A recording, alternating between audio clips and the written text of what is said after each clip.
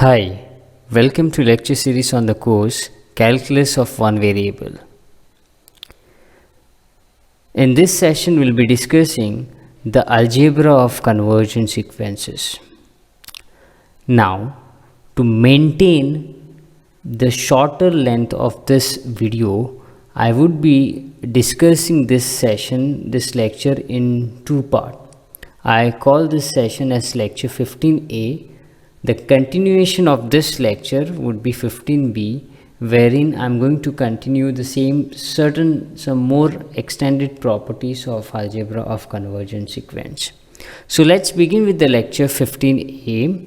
So to discuss with the algebra of a convergent sequence, algebra basically we are talking about the sum of the two sequences. We will be talking about the product of two convergent sequences. We'll be talking about the scalar multiplication of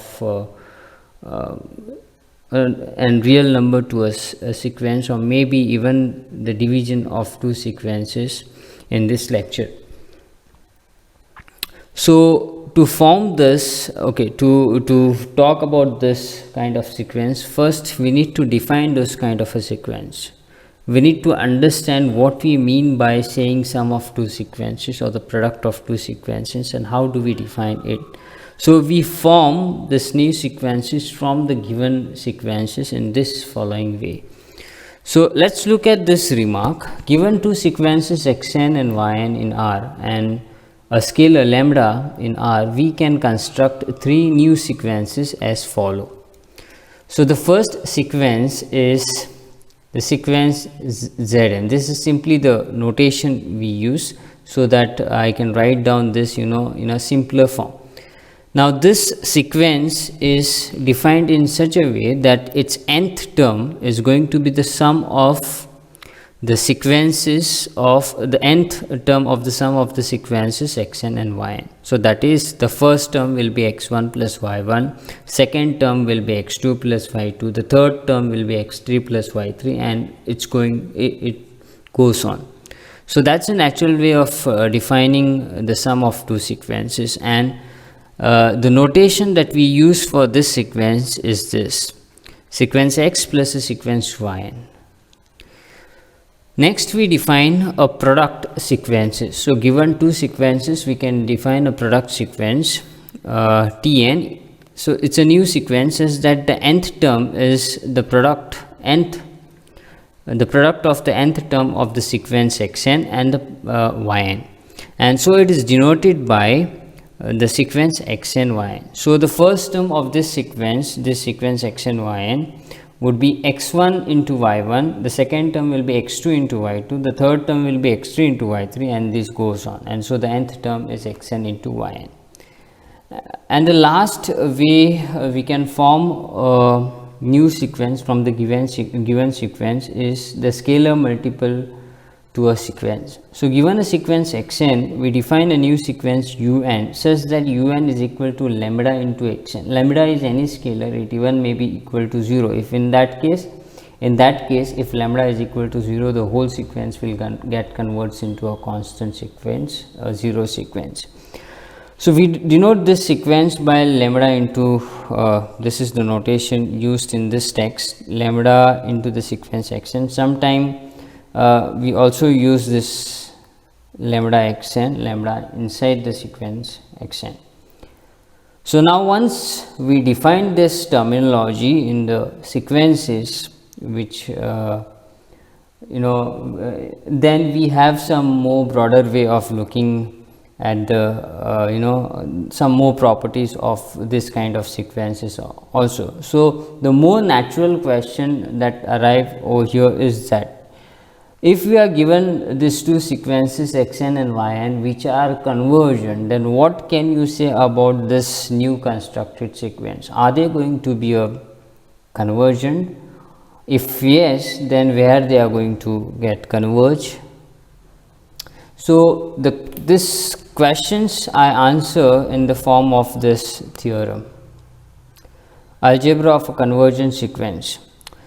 So you given that xn converges to x, yn converges to y, and lambda is any scalar, then we can talk about the sequence xn plus yn. So if we have this data in hand, then the sequence xn plus yn will converge to x plus y, that is nothing but the sum of the limit of the sequence xn and yn. Okay, if I slightly modify this, say xn minus yn, you need to understand that it flows from this result itself, because minus yn is nothing but minus 1 into yn, which is of this form, and because of this even this result would be true. So I will get into this later once I talk about this. So this says that lambda into xn, the new sequence which is formed, will also get converged to lambda into the limit of the sequence xn, that is equal to x.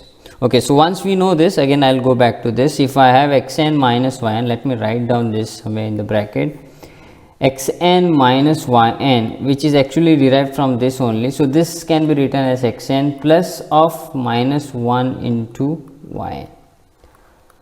So if I know that this is true, then definitely this will get converged to x. Okay, and because of this, now lambda into xn gets converged to lambda into x, and I know the limit of the sequence yn, this should get converged to minus 1 into y, and therefore this gets converges to x minus y. So even if I change the sign, it won't make a difference. So take a note of that, which flows from these two results itself. Again, this result is true for the product of the sequence. The product, if the given two sequences are convergent, then the product is also convergent and they converges to the product of the limits, that is x into y. Reciprocal, here you need to be little alert. If this x is non-zero, then only I can talk about 1 by xn. 1 by xn will get converged to 1 by x, provided the limit of the sequence xn is non-zero. If it is 0, then this doesn't make sense at all. By the way, here we can also talk about yn by xn, but that would be as same as saying the product of yn into 1 by xn, and using the result 3 we can also prove that yn by xn will get converged to y by x, again provided only this condition is required, x is non-zero, y can be anything. So let's see the proof of this. Let's work on this. Okay, now these results are, make a note that these results are true only when the sequences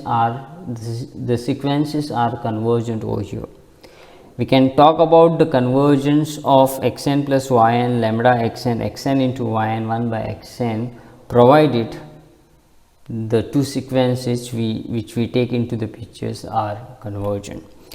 Okay, so let's talk about the proof of this properties. So in this session I would try to prove the first two, third and fourth will be discussing in the next lecture, that is 15b. So proof. Okay, let's start the proof with the strategy. So now we have almost adopted an idea of proving a sequence converging to certain fixed point. We exactly know how we need to proceed, right? So the same strategy we are going to use for this, right? So we want to show that this sequence xn plus yn gets converged to x plus y. So if I use the definition, I will be strictly following the definition again. So if I use the definition, then for given any epsilon positive, I need to see the estimate mod of xn plus yn minus x plus y in bracket should be less than epsilon for all n greater than or equal to n. So at certain stage we would be looking at this estimate, that is xn plus yn minus x plus y. So our aim is to make this quantity less than epsilon using the fact that xn converges to x and yn converges to y. So we need to write down this in terms of the factor xn minus x and yn minus y. The reason is very clear, because we know that xn converges to x, and therefore the estimate xn, the mod of xn minus x can be made less than certain given any positive real number. Same way, mod of yn minus y also can be made less than given positive real number after certain stage, right? So, can we write down this in terms of xn minus x and yn minus y? So, that is a question that we have over here. So, we observe that first thing. So, in fact, I want to make this quantity less than or equal to the difference xn minus x and yn minus y, so that I can use the so that I can still make that quantity lesser than some given fixed positive real number. So, you observe that this can be rewritten as xn minus x and yn minus y. So, we write down that xn minus x then here plus yn minus y. It is the same thing. Now, this gives us the idea. Again, so here I will be using triangle inequality. So, this can be made less than or equal to, so this is of the form mod of a plus b, which is less than or equal to mod of a plus mod of b. So, this can be made less than xn minus x plus yn minus y. So, this is the idea of the proof of xn plus yn converges to x plus y. Okay, so the idea flows from this. Let me call this S star. By the way, this was not required to observe at the initial stage, but since I want to make the strategy of this proof clear to you all, we start with this. So, if so the claim is for given epsilon positive, after certain stage I need to make this difference strictly less than epsilon. So, obviously, if I make this quantity less than epsilon by 2 or in fact maybe even lesser than epsilon by 2, and this also less than epsilon by 2, then we are done, because then this would be less than epsilon by 2 plus epsilon by 2, which is equal to epsilon. So, that is the whole idea. So, since I want to show that something gets converged to other point, I will start with any epsilon positive. So, let epsilon positive be given. I need to show this from what is given. So, I am not going to write down anything as a claim, because it is clear from this picture itself. So, for this epsilon positive, since xn gets converges to x, definitely since this is into the picture, I would be using that fact. So, since xn gets converges to x, okay, verbally let me discuss the claim of this entire proof. We are in search of a natural number such that this estimate can be made less than epsilon, for this epsilon, for all n greater than or equal to that natural number. So, ultimately we want to make this quantity less than epsilon. So, from where do we get that choice of natural number? So, we will see how many choice of natural number do we have. So, first choice comes from here, xn gets converges to x. So, that means there should exist a natural number. Let me call this as n1 in n, such that for all n greater than or equal to this n1, we have mod of xn minus x is less than, okay, in this case I will take epsilon by 2, as it is clear from this picture that I want this quantity to be strictly less than epsilon by 2. So, in fact, this choice of natural number is for this epsilon by 2, and this epsilon by 2 is any positive real number, as epsilon is any positive real number. So, this happens for all n greater than or equal to n1. So, let me call this as first in this proof, the first statement in this proof. Similarly, since yn gets converged to y, there should exist a natural number, say n2, such that for all n greater than or equal to n2, we have mod of yn minus y less than again epsilon by 2. Okay, let me call this as 2.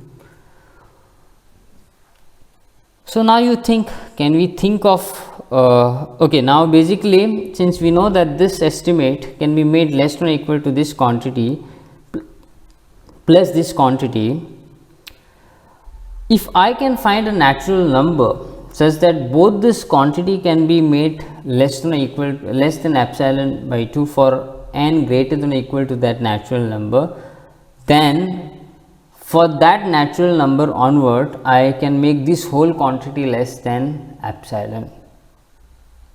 So, what is the trivial choice of that natural number? So, see this that means we want a choice of natural number such that the property 1 as well as the property 2 holds whenever that n exits from that natural number onwards. So, the obvious choice is the maximum of this n1 and n2, because this property happens for, say, suppose this is my n1. So, this property happens for all n greater than or equal to this, the natural number which lies to the right and at this n1, and suppose by laws of generality let me call n2 lies over here, then this would happen for. So, we see that both this thing happen for n greater than or equal to n2, because this n2 is the maximum in this case. In fact, this is not the only choice of natural number. You can see that you can collect any natural number which lies beyond this n2, because both this property will hold for any natural number which whenever n is greater than or equal to the maximum of n1 comma n2 in this case. So, even you can, for that reason you can choose, again the trivial way of choosing a natural number would be n plus n1 plus n2, because n is greater than or equal to n1, which is again strictly greater than n1 plus n2. Same way n is greater than or equal to n2, which is again strictly greater than n1 plus n2. So, that would also be a one choice, but yeah. So, I would prefer maximum of n1 plus n2, because I am sticking to that notation everywhere in the theoretical part of this. So, that is how we choose a natural number. So, in this case let n be maximum of n1 comma n2. So, therefore, whenever n greater than or equal to this n, which is strictly greater than this greater than or equal to this n1 as well as greater than or equal to n2, we have both the property which are true for n greater than or equal to n1 and n greater than or equal to n2 will satisfy. So, we have mod of x n minus x less than epsilon by 2 and mod of y n minus y less than epsilon by 2. From this is from 1 and 2. Now, from star, okay, I will see now, I will see the difference, I will see the estimate which we have seen in the star for all n greater than or equal to n, because that's the natural number which we claim to be the natural number for what we want to prove. For all n greater than or equal to n, we have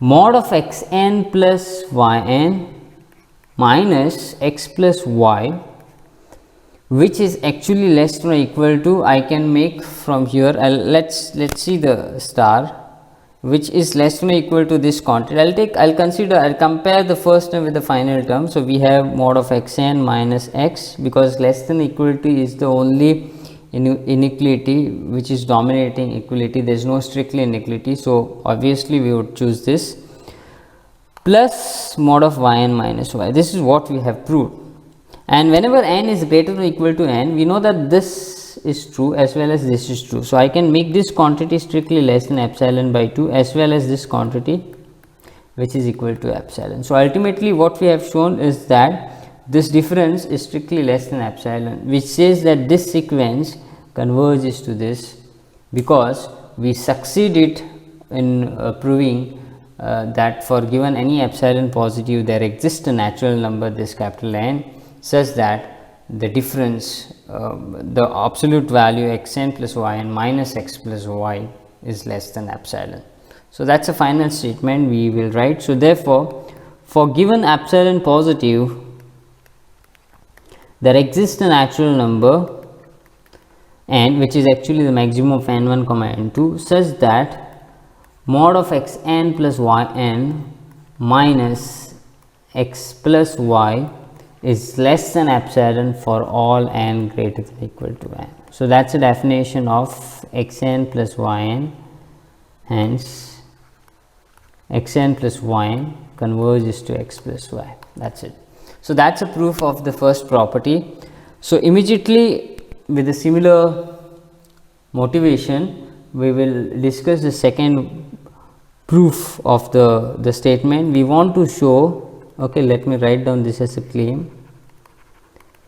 Alpha xn converges to alpha x, given that xn converges to x. We don't use the fact that yn converges to y in this case for a very simple reason: yn is not into the picture. Okay. So let me start with what we want to show. So if I consider, again in this case I will see the estimate alpha xn minus alpha x, because I want to show that this alpha xn minus alpha x absolute value can be made less than epsilon for any given epsilon. So now using basic properties of absolute value, okay, first thing you observe that this alpha is common over here. So this can be written as alpha of xn minus x, and using basic property of absolute value, this is same as mod of alpha into mod of xn minus x, because this is mod of product of two terms, which is same as product of mod. So this is what we have. Now we know that this xn gets converges to x, so this quantity can be made less than some positive, any given positive value. Now it's clear from this picture that if I choose that my positive real number to be epsilon by mod of alpha, then we get the desired result, that is we want this quantity to be strictly less than epsilon. Okay, so the reason, now the question over here is that will this be always positive for given any epsilon? If yes, then definitely for this positive real number I can find natural numbers such that I can make this quantity less than epsilon by mod of alpha. We know that this mod of alpha is greater than or equal to 0. So we cannot eliminate the case of mod of alpha being equal to 0. And so if this is equal to 0, then that is going to create a problem. If it is non-zero, if alpha is non-zero, then definitely mod of alpha is strictly greater than 0, and the whole quantity makes sense, and it is strictly positive quantity, right? So for the same reason, I would divide this result into two cases. First case, when alpha is equal to 0, and the second case when the scalar that we have chosen is non-zero. So in the first case, the result is in fact very trivial if alpha is equal to 0. What do you know about alpha into xn? What will happen? Each term, the first term will become alpha 0 into, so that's actually 0 into xn. So the first term will be 0 into x1, second term also will be 0 into x2. So no matter what is your x1, x2, x3 till this terms of the sequence, 0 into xn will always be 0. So this is 0. Again, 0 can be considered as a sequence of each values of the term is equal to 0. So this is a constant sequence, and being constant it gets converged to 0. Can I write down this 0 as alpha into x? Why not? No matter what is x, this is same as 0 into x because your alpha is equal to 0. So this is true because being constant sequence. We have proved this result whenever xn is equal to c for each n in n, xn converges to c. So in this case c is equal to 0.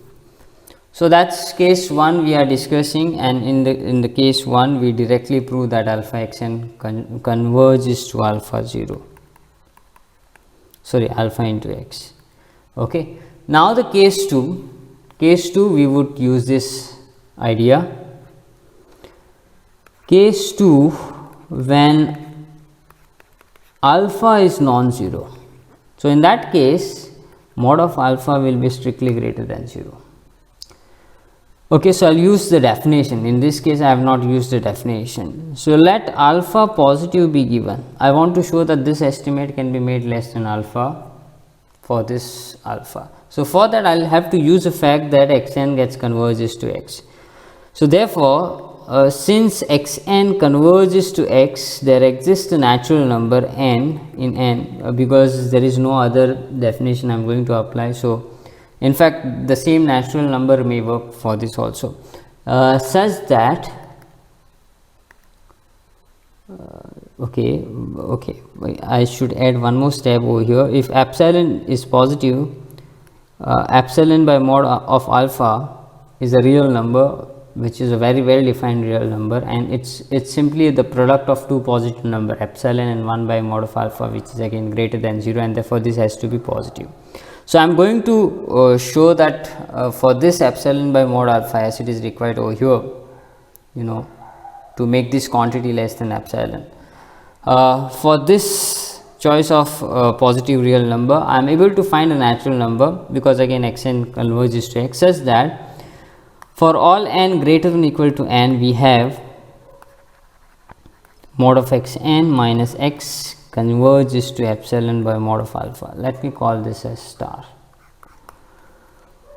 And okay, so now will the same natural number will work? Yes, definitely, because there is no other choice of natural number here. So thus for all n greater than or equal to n, from okay, by the way, what notation I had given over here, I have not called anything. Let me call this as 1 in this proof. Okay, so don't refer 1 from any other previous proof. So from 1, since I've used star over here, so from 1 we have alpha xn minus alpha x, which is same as mod of alpha into mod of xn minus x. Now I know that this quantity is strictly less than e into mod of epsilon into mod of alpha. So therefore I can make this whole quantity as alpha, this as it is, but this is less than, which is nothing but epsilon. So what we have shown is that the same natural number will work. So for given any epsilon positive, there exists a natural number such that alpha xn minus alpha x can be made less than epsilon for all n greater than or equal to n. So thus this proves that alpha xn converges to alpha x. So that's the proof for the second property, and for the rest of the two properties we will discuss in the next lecture, lecture 15b. So stay tuned for that.